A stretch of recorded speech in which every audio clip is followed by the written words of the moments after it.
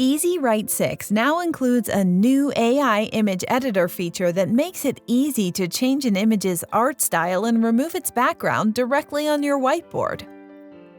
Let's take a quick look at how it works. Select an image on your whiteboard. Tap the AI button at the top left to open the AI image editor window.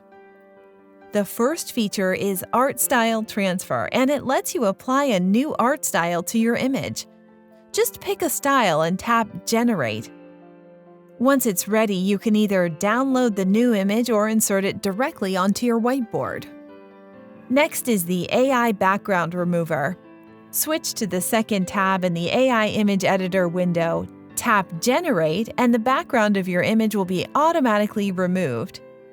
Just like before, you can download or insert the edited image right away. That's it!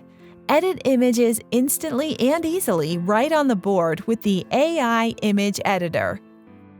For more guides and tips about EZWrite 6, be sure to check out our other videos.